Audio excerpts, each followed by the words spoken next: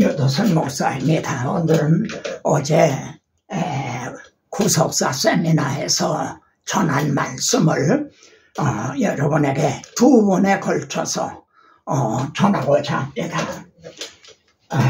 주제는요, 나는 확신하노니 사도 바울이 로마서 8장에서 한 말씀입니다. 그러면은 이 말씀을 통해서요, 형제도 확신합니까? 이렇게 묻게 됩니다. 자, 제가 이 말씀을 전하게 된 그 동기가 말이죠. 달려갈 길을 마치려는, 저는 지금 그런 지점에 와 있죠. 그런데도 아직도 나의 고민은요, 현역 목회를 할 때도 그랬습니다만 지금도 말입니다. 아직도 나의 고민이 있다는 겁니다.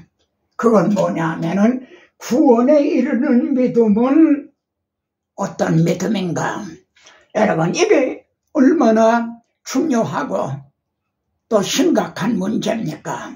내 양을 먹이라 하신, 맡겨주신 주님의 피로 사신 성도들이 구원을 얻느냐, 구원을 얻지 못하느냐, 천국이냐, 지옥이냐, 사망이냐, 영생이냐, 이게 달려있는 문제거든요. 그러니까 목회자라면 저만이 아니라 모든 목회자가 이에 대해서 고민을 하게 될 겁니다. 자, 성경은요, 믿는 자는 영생이 있고, 믿는 자는 영생을 얻었고, 믿는 자는 영생을 가졌나니 분명히 이렇게 말씀을 합니다. 믿는 자는 영생을 잊고 영생을 얻었고 영생을 가졌다. 그런데 문제는 구원에 이르는 믿음은 어떤 믿음인가 하는 점입니다. 이 점에서 두 방면으로 조심을 해야 되고요. 이게 또 고민이라는 거죠. 첫째는 믿는 자들을 낙심시키지 말아야 된다. 너무 부정적으로 말해서 말이죠. 믿는 자들을 낙심시키지 말아야 된다. 그런데 반면 두 번째는요, 평강하다 하나 평강은 없도다. 이건 에레미야서에 있는 말씀인데요. 마틴 루터가 95개 조항의 반박문을 걸었죠. 거기에 마지막에서 두 번째인가 이 문제를 다루고 있습니다. 평강 이제 없는데도 평강하다. 아직 거듭나지 못했는데도 이제 구원 얻었다 하는 그런 자는 물러가라. 루터는 그럽니다. 그러니까 이 두 방면의 조심과 고민. 주님은요, 이사야서에 있는 말씀을 인용을 하셔서요, 내 백성이 입술로는 나를 공경하되, 그러니까 입으로는 주여 주여 하고 믿는다는 겁니다. 교회 안에 있는 거죠. 그런데 마음은 내게서 멀도다. 여러분, 그러면은 이 사람은 구원을 얻은 겁니까? 구원을 얻지 못한 겁니까? 자, 여러분이 잘 아시는 첫째, 둘째, 셋째 그림이 있습니다. 첫째 그림은요, 내가 의자에 앉아있고 예수님은 십자가 복음은 밖에 있는 거예요. 이게 한마디로 하면 불신자의 상태인 거죠. 그런데 놀라지 마십시오. 계시록 3장에 나오는 부자교회, 라오디게아 교회가 이런 상태에 있었다는 겁니다. 주님은 문 밖에서 문을 두드리고 계시는 거죠. 주님이 원하는 바는 주님이 내 마음에 오셔서 나를 주장하시느뇨. 나는 그 아래 겸손히 앉아있는 거죠. 세 번째 그림은요, 주님을 믿는다고 하면서도 여전히 자기 중심인 거죠. 자, 여러분은 이 세 가지 그림 중에 나는 어느 상태에 있는가로 여겨집니까? 누가복음에 보면 어떤 사람이 예수님에게요, 구원을 얻는 자가 적으니까 저는 여기에 눈이 번쩍 뜨어진 거예요. 왜냐하면 구원 문제를 어떤 신학자에게, 어떤 부흥 강사에게 묻는 게 아니라 주님에게 물었거든요. 목회자라면 얼마나 큰 관심을 갖게 됩니까? 그런데 주님은요, 좁은 문으로 들어가기를 힘쓰라. 내가 너에게 이라노니 들어가기를 구하여도 못할 자가 많으니라. 믿는다 하면서도 구원 얻지 못할 자가 많으리라 말씀합니다. 누가복음 18장에서는요, 인자가 임할 때에 세상에서 믿음을 보겠느냐 이렇게 말씀합니다. 마태복음에서는 불법이 성함으로 많은 사람이 사랑이 식어지리라. 다니엘서에서는요, 성도의 모든 권세가 깨어지기까지니 또 이런 말씀도 나옵니다. 주여, 구원을 얻는 자가 적으니까 어렵습니까?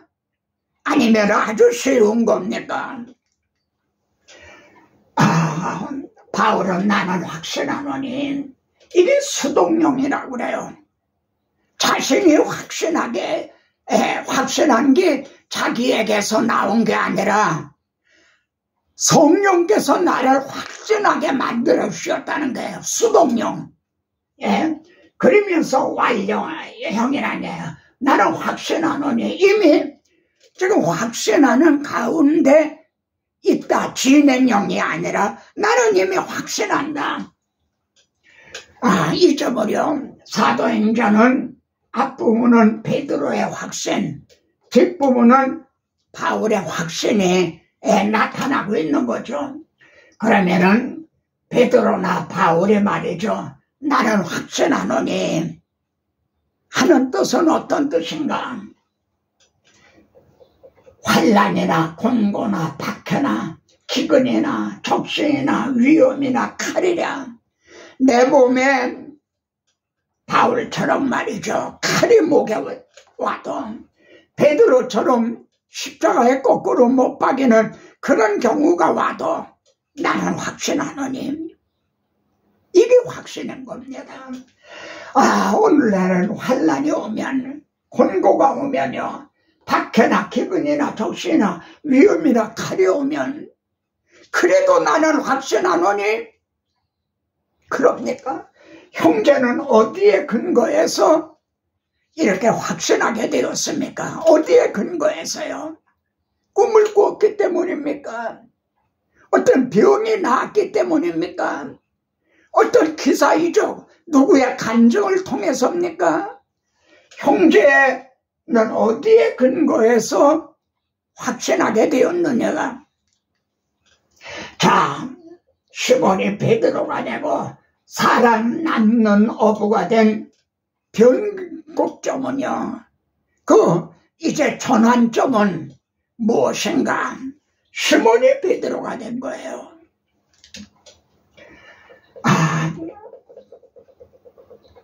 베드로는 본래 이름이 시몬이었죠. 그리고 갈릴리에 어부 잡는, 고기 잡는 어부였죠. 그런데 주님이 나를 따라오라. 내가 너희를 사람 낚는 어부가 되게 하리라. 그러면은 베드로가, 갈릴리 바다에 고기 잡던 베드로가 사람 낚는 어부가 언제 어떻게 돼서 되었는가? 지금 베드로의 얘기가 아닙니다. 바로 우리들의 얘기인 거예요. 나 자신이 언제 이렇게 변했는가? 그 변곡점, 터닝 포인트가 무엇인가? 예수께서 내가 요한의 아들 시몬이니 베드로의 본래 이름을 부르시면서 장차 게바라 하리라. 저 게바는 베드로라 하는 말이죠. 지금이 아닙니다. 장차 내가 베드로가 될 것이다. 그러면은 이 시몬이 언제 어떻게 돼서 베드로 반석이 되었나요? 다시 말씀드리지만 이건 우리들의 문제라는 겁니다.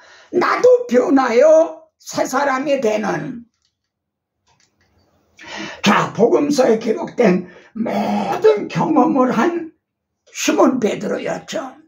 뭐 제가 시간이 부족해 일일이 다 거론하지 못하지만요, 오병이어를 주님이 그 오병이어를 베드로 제자들이 받아서 5,000명에게 나눠주던 베드로였죠.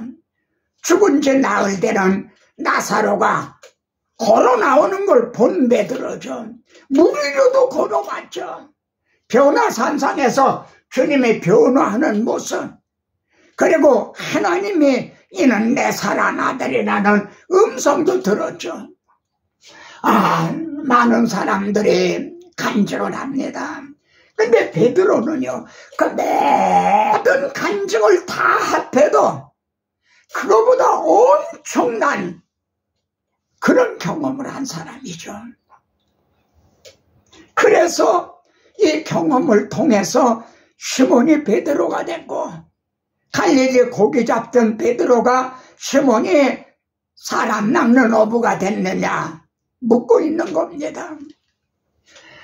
시몬 베드로가 주여 어디로 가시나이까? 내가 가는 곳에 내가 지금은 따라올 수 없으나 후에는 따라오리라. 지금은 따라올 수가 없다는 거예요. 그러니까 베드로가 말이죠. 주여, 내가 지금은 어찌하여 따라갈 수 없나이까? 어찌하여 따라갈 수 없나이까? 지금은 어찌하여 시몬이 베드로가 될 수가 없고, 지금은 어찌하여 사람 낚는 어부가 될 수가 없습니까? 지금은 어찌하여 따라갈 수가 없습니까? 주를 위하여 목숨을 버리겠나이다. 이걸 볼 때 이때는요, 베드로의 진심이었을 겁니다. 주님에게 잘 보이기 위해 아부하듯 하는 말이 아니었어요. 이건 진심이었을 거예요. 그런데 만일 주님이 잡히던 날 너도 그 편이지? 그렇다. 나도 그렇다. 그리고 주님과 함께 고난을 받았다면 저는 이 말씀을 전하지 않았을 겁니다. 이 강의를 준비하지 않았을 거다. 그랬다면 말입니다. 그런데 그 많은 경험을 하고도요, 3번씩이나 주님을 저주하면서 부인했죠. 조그만 여자아이가 아이 앞에서요, 그 많은 경험을 한 게 와글 무너지고 말았죠. 그러면은 언제 시몬이 베드로가 되고, 고기 잡던 베드로가 사람 낚는 어부가 되고, 언제 나는 확신하노니 하나는 확신하게 되었는가? 그리고 이것이 우리들의 문제인 거죠. 질문입니다. 시몬 베드로는 언제 사람 낚는 어부가 되었죠? 시몬 베드로가 나는 물고기 잡으러 가노라. 요한복음 21장 3절은요, 주님이 부활하신 후입니다. 베드로가 주님의 비 무덤을 다 들어가 보고 다 한 그 후에요. 그런데도 배를 버리고 3년 동안 주님을 따라하던 베드로가 나는 물고기 잡으러 가노라. 옛날로 돌아가고 있는 거죠. 그러니까 다른 사람 제자들이요, 나도 우리도 함께 가겠노라. 그런데 그날 아무것도 잡지 못했다. 그런데 주님이 그것을 따라가셨죠. 주님이 찾아가지 않으셨다면 아마 베드로는 옛날로 돌아가서 고기 잡는 어부가 되지 않았을까요?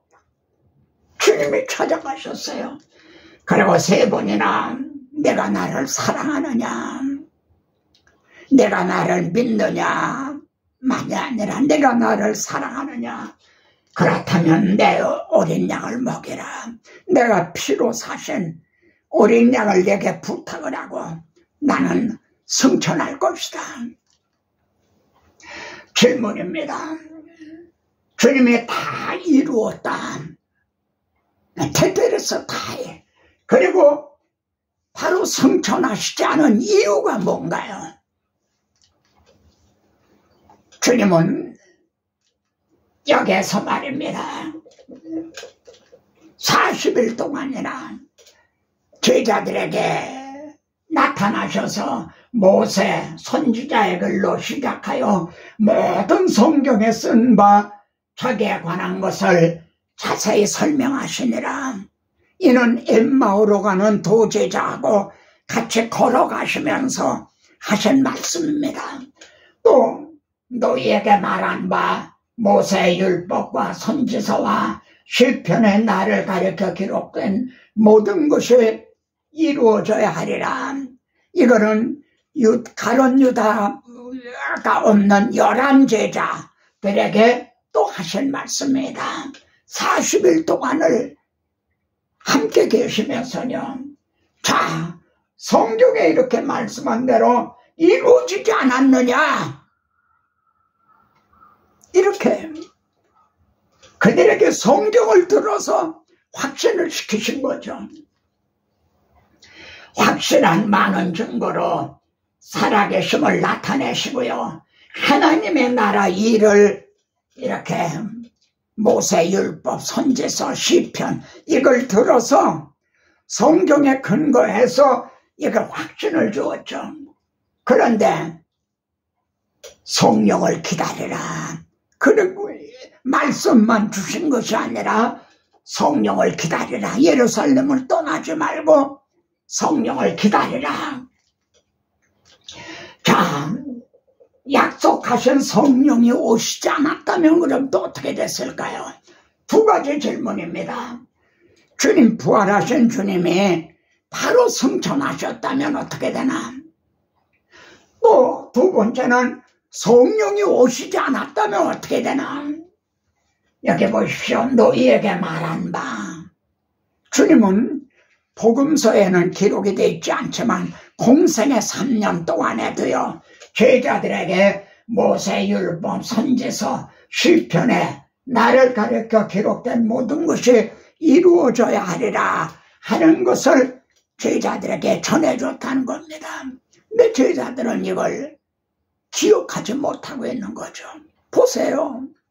주님은 내가 십자가에 못 박혔다가 3일 만에 부활이라는 걸 1차, 2차, 3차에 걸쳐 말씀했어요. 그런데 이걸 기억하는 제자는, 이걸 믿는 제자는 한 사람도 없었어요. 분명히 말씀을 했는데, 너에게 말해줬는데도, 그럼 언제 이걸 기억하게 됐는가? 성령이 오셨어요. 성령이 오시면 내가 너에게 말한 것을 생각나게 하리라. 그래서요, 베드로의 극적인 변화를 보세요. 사람 낚는 어부가 되고 사도행전의 증언을 이걸 어떻게 설명할 것인가? 그가 하나님께서 정하신 뜻과 미리 하신 대로 내준 바 되었거늘. 우리 주님이 힘이 모자라서 십자가에 못 박힌 것이 아니라 성경에 하나님의 정하신 뜻대로 내주셨다는 거예요. 대속 제물로 내주셨다는 거예요. 자기 아들을 아끼지 않고 내주셨다는 거예요. 아, 베드로는 주님의 십자가를 싣거나 그리 하지 마소서. 그러다가 사탄아 내 뒤로 물러가라. 그런 책망을 받은 베드로여죠. 3년 전에요. 석 달 전에요. 아니에요. 불과 한 40일 전에요. 그랬던 베드로가 아니 어떻게 이렇게 극적인 변화가 일어나고 이 사도행전에 이렇게 증언하게 됐는가? 주님이 40일 동안에 이 구속사적으로 성경을 말씀을 해주시고 그 다음에 성령이 오셔서 이걸 생각나게 하시는 확실하게 해주셨기 때문이죠. 너희가 못 박아 죽였으나 하나님이 살리셨다. 그리고 이를 자기 경험에 의해서가 아니라 다윗의 시편에 기록한 대로 썩음을 당하지 아니하려 하셨다. 성경에 근거해서요. 다윗의 묘는 지금까지 있도다. 다윗이 이 썩음을 당하지 아니하려 한 것이 자기를 가리켜 말한 거냐? 이 말씀대로 다윗의 자손으로 오신 그리스도는 살아나셨다. 어디에 근거해서요? 성경에 근거해서요. 그리고 베드로가 이걸 어떻게 확신하게 됐나요? 모세율법과 선지자와 시편에 나를 가리켜 기록된 것이 이루어져야 하리라 한 것이 아니냐? 그대로 이루어졌지 않느냐? 40일 동안 머물면서 말씀해 주셨기 때문에 그 다음에 성령이 오셔서 이걸 확실하게 해 주셨기 때문에 이런 극적인 변화가 일어난 거죠. 다윗은 하늘에 올라가지 못하였었지만 그가 친히 말하기를 내 우편에 앉아있으라 하셨도다. 너희가 십자가에 못 박아 죽인 예수가 성경대로 부활하셔서 성경대로 지금 하나님 우편에 앉아 계신다. 주와 그리스도가 되게 하셨다. 그러니까 형제들아, 우리가 어찌 알고 3,000명이나 회개하는 역사가 일어났죠. 고기 잡던 베드로가 사람 낚는 어부가 됐죠. 시몬이 베드로가 되고요. 무엇을 통해서요? 주님이 40일 동안 모세, 율법, 선지서, 시편을 가리켜서 구속사적으로 그들에게 확신을 주고 또 성령이 오셔서 이걸 생각나게 하시고 확신하게 해주셨기 때문에요. 너희는 이 모든 일의 증인이라. 베드로, 바울의 증인만이 아니라 오늘의 증인들이 이를 증언해야 되는 때죠. 여러분, 지금은 말세에 고통하는 때가 이르리니 한 그런 시기입니다. 우리는 다시 복음으로 돌아가고 복음을 회복하고 본질로 돌아가야 됩니다. 주님이 40일 약에서 말씀을 해주시고 약속 가운데로 성령님이 오셔서요. 증인들을 통해서 증언하게 하셨죠.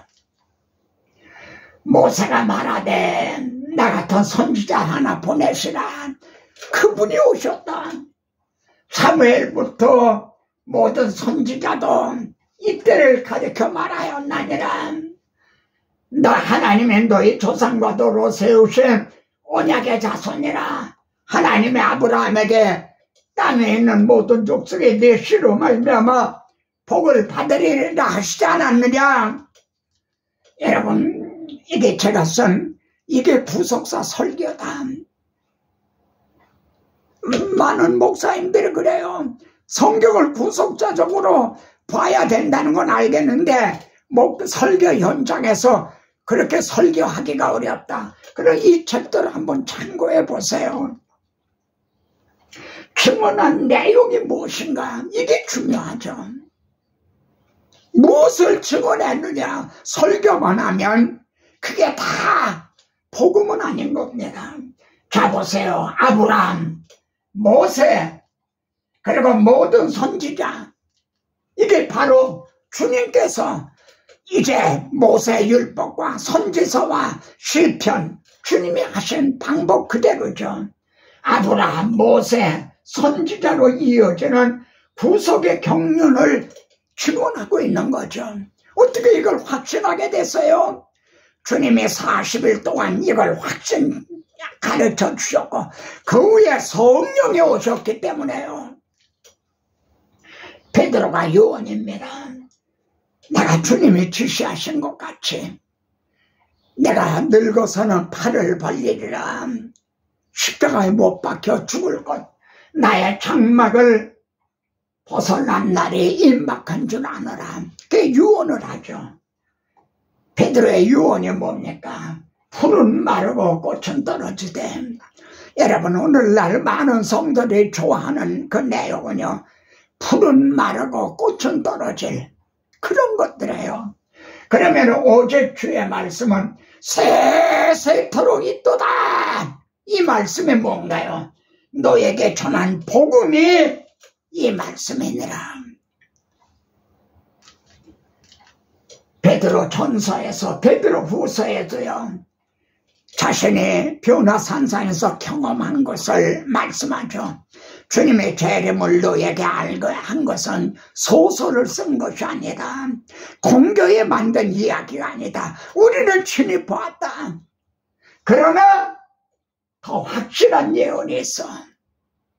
내가 경험한 것보다 여러분에게 주어진 성경, 이게 더 확실한, 풀은 마르고 꽃은 떨어지되 이건 내 말은 영원토록 변하지 아니할 말씀이라. 그러므로 이것을 주의하는 것이 옳으니라.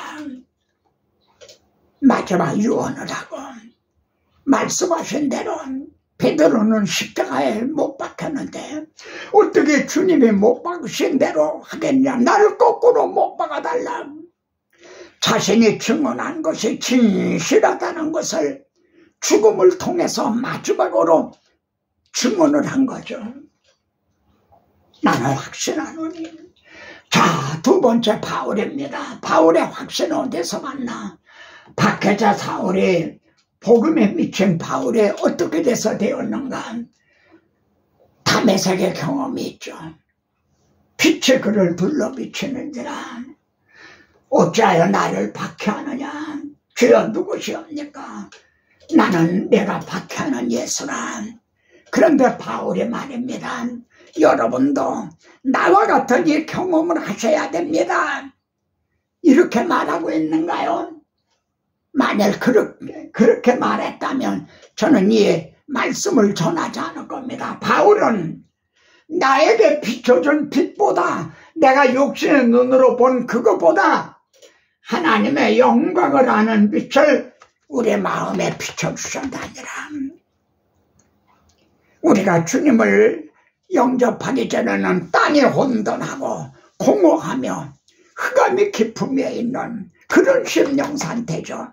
내 빛이 있어라 하니까 빛이 있었고요. 우리 마음에 그 빛을 비춰주셔서 어둠에서 빛으로, 어둠의 자식이 빛의 자녀가 된 거죠. 바울은 이걸 증언하는 겁니다.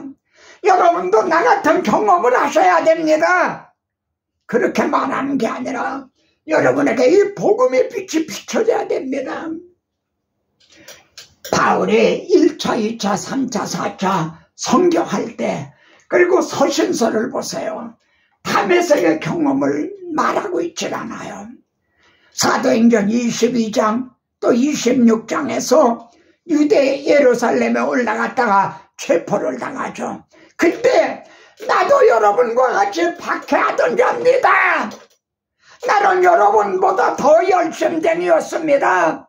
그런데 주님이 이렇게 나에게 나타나셔서 그때 한번 말하죠. 두 번째는 베스도 총독하고 아그리빠 왕 앞에서요. 그때 한 번 더 말하죠. 그러나 서신서나 선교 현장에서는 이걸 내세우고 있잖아요. 만일 바울이 이것을 내세웠다면 저는 여러분 보고 우리도 기도원에 갑시다. 우리도 산에 올라가서 나무 뿌리 하나 뽑읍시다. 그렇게 말할 겁니다. 바울에게 그리스도의 비밀, 복음의 비밀을 깨닫게 하셨죠. 계시로 말입니다. 나에게 은혜를 주신 것은 측량할 수 없는 그리스도의 풍성을 이방인에게 전하게 하시고 복음을 이방인의 사도로 삼아 주셨죠. 그리고 영원부터 만물을 창조하신 하나님 속에 감추어둔 비밀의 경륜에 어떠한 걸 드러내게 하랍니다. 두 가지 사명입니다. 제게 주신 사명도요, 이 두 가지로 요약할 수 있어요. 저도 여러분에게 좀 부드러운 설교, 오피라로 설교를 하고 싶은데 그게 용납이 안 되는 거죠. 그렇게 하려고 그러면 기쁨이 없어요. 다시 이 구속의 경륜을 증언하면 마음에서 말이죠, 막 마음이 뜨거워지고 그러는 거예요. 이게 저만의 사명이겠습니까? 오늘의 모든 목회자, 설교자들의 사명이 아닌가요? 그리스도의 비밀을 깨닫는 것을 알 수 있으리라. 복음의 비밀을 담대히 알게 하옵소서. 어느 교회가 말이죠, 복음 말하기 대회, 여기 보면은 유치부, 저학년, 고학년, 여러분도 한번 이렇게 해보실 마음 없습니까? 복음 말하기 대회. 여러분, 바울은요, 그리스도의 비밀, 복음의 비밀, 하나님 속에 감췄던 비밀의 경륜을 깨닫게 해주셨어요. 베드로에게는 40일 동안 계시면서 이걸 깨닫게 해주셨죠. 바울은 그때 없었잖아요. 그래 아라비아에 가서 그때 이걸 깨닫게 해주셨어요. 계시로 내게 알게 한 것이라. 내가 여러분에게 전한 복음은 사람에게 받은 것도 아니요, 사람에게서 배운 것도 아니다. 그런데 바울은 이걸 가지고 그냥 떠났나요? 자기만 알고? 아니죠. 성령이 이걸 기록하게 하셨잖아요. 그래서 우리에게 이걸 전해주셨죠.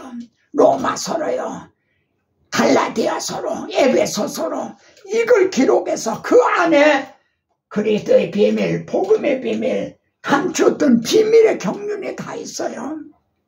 그래서 우리도 이를 증언하게 해주신 거죠. 가말리아의 문화에서 율법의 엄한 교훈을 받았고 여러분처럼 하나님께 대하여 열심히 있는 자였습니다. 나는 여러분보다 더 열심히 있었습니다. 그들에게 이렇게 외쳤죠. 그러던 바울이 말해요. 이제는 율법 외에 하나님의 한 의가 나타났습니다. 이렇게 표현한 거예요. 사울이 바울이 된 거죠. 시몬이 베드로가 되듯이요. 무엇에 의해서요? 복음의 비밀, 그리스도의 비밀, 이 말씀에 의해서요. 율법과 선지자들에게 증거한 모든 것이나 하나님의 의가 나타났는데 이것이 율법, 모세 율법, 선지서 여기에 이게 증거입니다. 이것은 모세 율법, 선지자와 시편에 나를 가리켜 기록된 것이 응하여 절하리라 않았느냐. 주님이 하신 방법 그대로인 거죠. 이해가 되십니까? 부활하신 주님이 말씀한 그대로 베드로도 그렇게 전했고 바울도 그렇게 전한 거죠.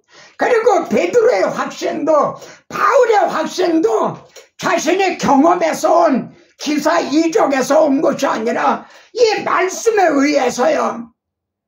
천지는 변해도 변치 않을 이 풀은 마르고 꽃은 떨어지되 이 세세토록 있도다 하니 말씀에 의해서요. 내가 지금까지 이렇게 증언한 것은 선지자들과 모세가 반드시 되리라고 말한 것밖에 없으니 이렇게 율법의 엄한 교훈을 받았던 바울의 말입니다. 이렇게 변하게 된 거죠. 바울의 유언입니다. 믿보다 이 말이요. 이게 마지막 유언입니다. 이건 믿을 만한 말씀이라는 거죠. 천지를 변하여도 이 말씀을 믿을 만하다. 하나님의 언약하고 예언하고 예표로 모형 그림자로 보여주셨던 것이 그대로 예수님에게 성취됐다. 그래서 바로 예수가 그리스도다. 우리 죄를 위하여 대신 죽어주셨다.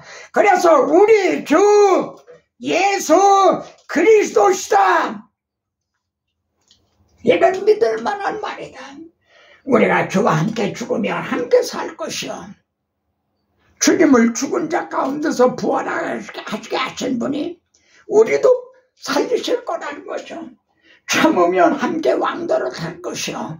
주님의 영광 받으신 것 같이 영광에 참여할 것이라.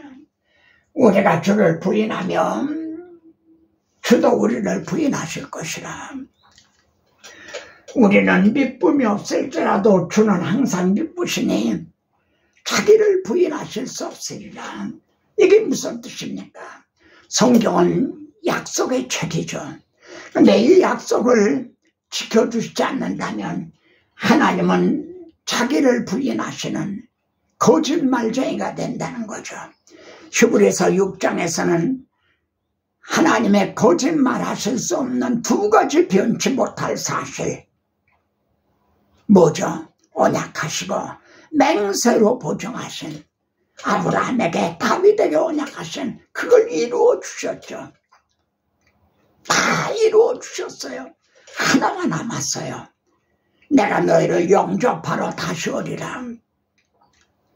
이 구속사를 통해서 확신하게 된 자들은요, 주님의 재림도 확신할 수가 있는 거죠. 바울은 밀레도에서 다시는 내 얼굴을 보지 못하리라. 그리고 고별 설교를 했죠. 내가 주와 및 그 은혜의 말씀에 부탁하노니 그 말씀에 여러분을 등에 든든히 세우사. 여러분, 이 기도가, 이 바울의 마지막 말씀이 제가 여러분을 위한 기도입니다.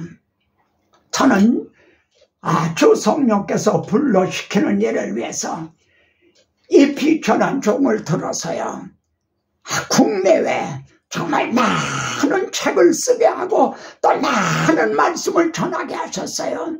나는 그분들을 위해 기도해요. 구속사적으로 이 말씀을 받았다 해도 전천후 그런 사람이 되는 게 아닙니다. 때로는 약해져요. 때로는 주저앉고 싶어요. 그래도 그때 주와 및 은혜의 말씀에 부탁하노니 그 말씀이 성령께서 생각나게 하셔서 주저앉고 싶을 때 다시 일으켜 세우셔서 입을 벌려 복음의 비밀, 그리스도의 비밀을 담대히 증언하게 하옵소서. 이것이 바울의 유언이었고 또 제 기도입니다. 바울은 나는 확신하노니 마지막 순교를 당함으로 자신이 증언한 말씀이 진실하다는 걸 입증을 했죠. 마지막 질문입니다. 형제 확신합니까? 환난이 와도 핍박이 와도요, 그리고 목에 칼이 온다 해도 확신합니까? 그러면은 두 번째 질문은 확신하게 된 근거가 뭡니까? 병이 나았기 때문입니까? 흔히 말하는 어떤 영음을 들었기 때문입니까? 어떤 분의 간증에 의해서입니까? 아니면 푸른 시들고 꽃은 떨어지되 하나님의 말씀은 세세토록 있도다. 모세율법, 선지서, 시편에 언약하고 예언하신 대로 이루어 주신 그 말씀에 의한 확신입니까? 그렇다면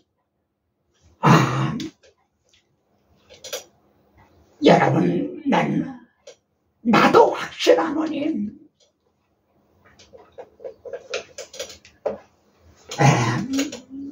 다음번에는요, 구속사를 모르면 구원을 얻지 못하는가, 이 점을 말씀을 드리겠습니다. 세미나에서는 이걸 다 말씀드렸는데 길기 때문에 두 번에 나눠서 다음을 기대하시기 바랍니다.